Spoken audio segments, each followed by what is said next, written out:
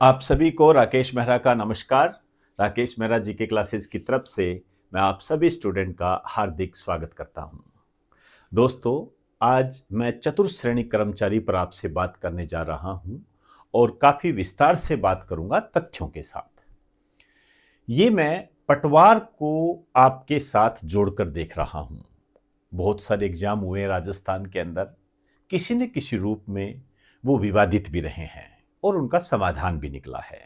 यहां जो मैं आपसे बात करने जा रहा हूं, चतुर्थ श्रेणी कर्मचारी, अब हुआ कट ऑफ का झंझट खत्म, विद प्रूफ सच आया सामने। ये किस रूप में हम देख रहे हैं? एक तरीके से यदि मैं आपको कहूं तो मैं आपको एक चेतावनी के रूप में कह रहा हूं। चेतावनी से मेरा मतलब यह है कि आप सतर्क रहे, सजग रहे, क्योंकि देखिए, राजनीतिक और प्रशासनिक तंत्र के बिगड़ते हुए देर नहीं लगती है, इसका इतिहास गवाह है। और इतिहास हमें यह बताता है कि हमें अपनी सुरक्षा स्वयं ही करनी होती है। इसलिए जो बातें अभी घटित हो रही है, तो वो बातें कहीं ना कहीं हमारे रूप में सामने आ जाए तो उससे पहले ही हम बचाव कर लें, तो यही हमारे लिए फायदेमंद रहेगा। जैसे मैं इसकी शुरुआत करना चाहूंगा पटवार के रिजल्ट से। पटवार का अभी हाल फिलहाल रिजल्ट जारी हुआ है, आप जानते हो। बहुत सारी विसंगतियां हैं, सवाल उठाए जा रहे हैं। इस संबंध में मैंने भी आपको अवगत कराया वीडियो के माध्यम से। आपने उसे भली भांति देखा, आपके कमेंट्स भी मैंने पढ़े और मैंने ये महसूस किया है, एनालाइज किया है कि स्टूडेंट कहीं ना कहीं दिग्भ्रमित भी है और वो कुछ सोच समझ नहीं पा रहा है, क्योंकि उसके सामने जो स्थितियां हो रही है, तो जो फोर्थ ग्रेड के स्टूडेंट है उनके दिमाग में ये बात आना स्वाभाविक है कि अब हमारे साथ क्या होगा। ये जो भावना है, आप कमेंट बॉक्स में देख सकते हो। ये मैं अपने मुंह से नहीं कह रहा हूं, आप लोगों ने मुझे सेंड किया है और बहुत सारे स्टूडेंट ने बहुत ही तर्कयुक्त बात कही है। तो मुझे ये सोचने पर मजबूर कर दिया, मुझे ये करने पे मजबूर कर दिया कि मैं आपको इसके बारे में पूरी जानकारी दूं। तो यहां पर मैं आपको ये कहना चाहूंगा कि चतुर्थ श्रेणी कर्मचारी भर्ती परीक्षा जो है, चाहे वो पदों को बढ़ाने की मुहिम हो, चाहे वो रिजल्ट के आने का इंतजार हो, जो भी हो, आपको सजग और सतर्क रहना है। सजग और सतर्क। और यदि कुछ गलत होता है तो आपको आवाज भी उठानी चाहिए, लेकिन विनम्र तरीके से, निवेदन के साथ, भारतीय संविधान के तहत। इसी दायरे में रहकर हमें अपनी बात कहनी है, हमें अपना काम करना है, ताकि हमारे साथ न्याय हो सके। तो यहां जो पटवार रिजल्ट के अंदर नॉर्मलाइजेशन आपने देखा, ये विवादित भी रहा। इस संबंध में मैंने आपको बताया भी था। 2 शिफ्ट में पेपर हुए। एक शिफ्ट में, जो पहली शिफ्ट थी, उसमें 7 से 8 नंबर कम हुए, क्वेश्चन डिलीट भी ज्यादा हुए। तो आप लोगों ने मुझे बताया कि पहली शिफ्ट को कम से कम 14 से 15 क्वेश्चन का नुकसान हुआ। 14 से 15 क्वेश्चन का नुकसान हुआ है फर्स्ट शिफ्ट को।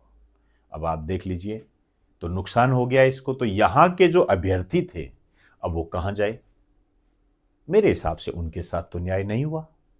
यहां न्याय होना जरूरी है। मैं सेकंड शिफ्ट के स्टूडेंट के खिलाफ नहीं हूं, अंडरलाइन करें इस बात को। मैं उन स्टूडेंट के खिलाफ नहीं हूं और मैं, आप मान के चलिए, मैं किसी भी स्टूडेंट के खिलाफ नहीं हूं, लेकिन मैं यहां पर न्याय की बात कर रहा हूं और जो है उस पर बात कर रहा हूं। मैं कुछ नया दो ये बात नहीं कर रहा। मैंने आरक्षण पर भी आपसे बात की थी, तो मैंने ये नहीं कहा कि ये गलत ये सही है। मैंने कहा जो है उसमें गलत है। समझे ना बात को? यहां मैं इस बात पे चर्चा नहीं की थी मैंने कि आरक्षण गलत है। आरक्षण मैंने तो दिया नहीं था, सिंपल सी बात है, जो आप मेरे पे उंगली उठाओगे। लेकिन आरक्षण की जो प्रक्रिया है, उसका यदि पालन ढंग से नहीं होगा तो कोई ना कोई तो बात उठाएगा ही, आवाज उठानी पड़ेगी। और हम एक टीचर हैं, हमारा आपसे जुड़ाव है, हम आपको पढ़ाते हैं, आप हम पे विश्वास करते हैं, तो हमारी ये रेस्पॉन्सिबिलिटी बनती है। इस रिस्पॉन्सिबिलिटी को रोकने के लिए जो भी आएगा हम उसे नजरअंदाज करेंगे, चाहे वो नेगेटिव कमेंट के रूप में ही क्यों ना हो। ये मैं आपको तहे दिल से कह रहा हूं, ध्यान रखें ये चीजें। तो आरक्षण इसका पालन नहीं किया गया, मैंने बताया था आपको इस संबंध में। आरक्षण घोटाले के संबंध में मैंने एक वीडियो जारी किया था जिसमें ओबीसी और जनरल से संबंधित महिलाओं के संबंध में बात कही गई थी। ये जो तीसरा पॉइंट आप देख रहे हो, इसे मैं काफी गंभीर मानता हूं। मेरे इनबॉक्स में मैसेज भरे पड़े हैं, कमेंट बॉक्स में मिल जाएगा आपको। इनबॉक्स तो शायद मेरा आप ना देख पाओ, लेकिन कमेंट बॉक्स तो देख ही सकते हो। यूट्यूब पर जो वीडियोज है, आप कोई भी वीडियोज पटवार के संबंध में उठा के देख लीजिए, और जहां मैंने गड़बड़ी वाला डाला है और गलतियां हैं, आप उस वीडियोज को देखिए। जब आप उस वीडियोज को आप देखोगे तो आपको पता लगेगा। उसके कमेंट बॉक्स में जाइए और स्टूडेंट के कमेंट देखिए, आपको पता लगेगा कि स्टूडेंट के नंबर ज्यादा है लेकिन लिस्ट में नाम नहीं है।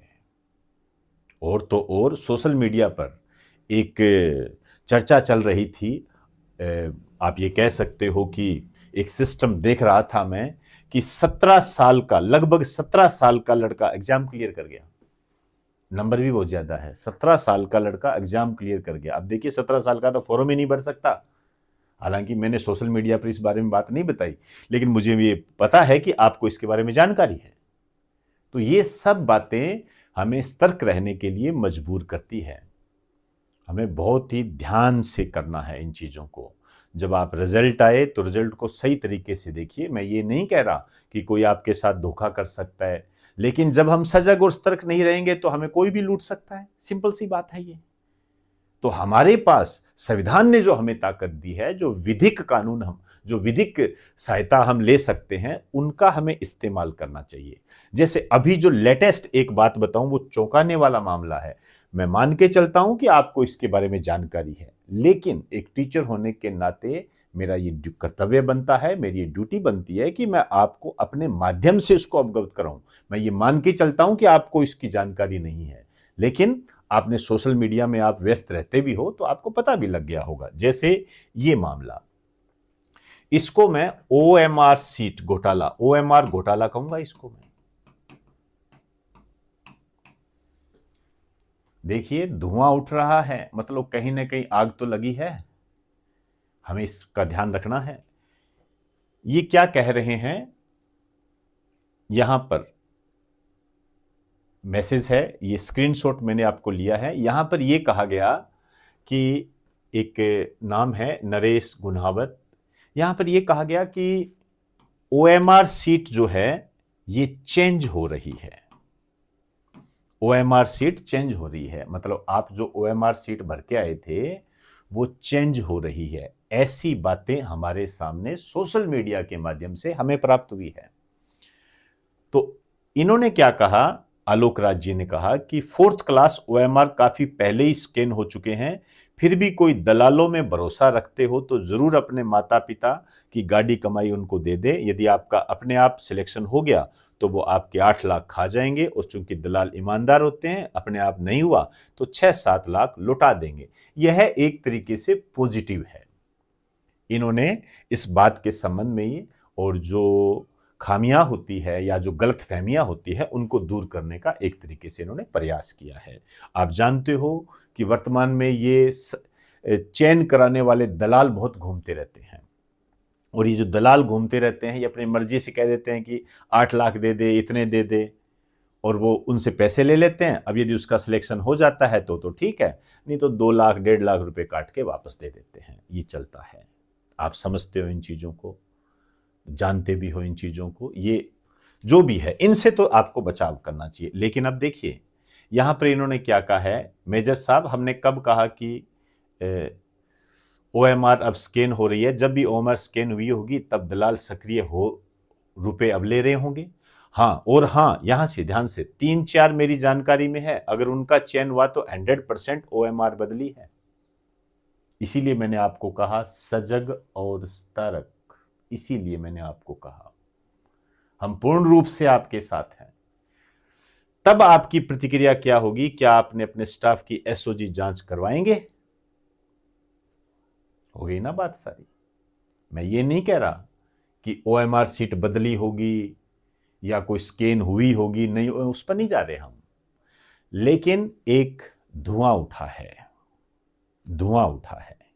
कहीं ना कहीं हो सकता है हमें इसका खामियाजा भुगतना पड़े, इसलिए अलर्ट रहिए, अलर्ट रहिए। और जो भी आपके पास सूचना हो आप मुझे जरूर बताएं, मैं आपका सहभागी रहूंगा। और भी मेरे पास बहुत सारी चीजें हैं, ये राजस्थान क्लासेस के नाम से है।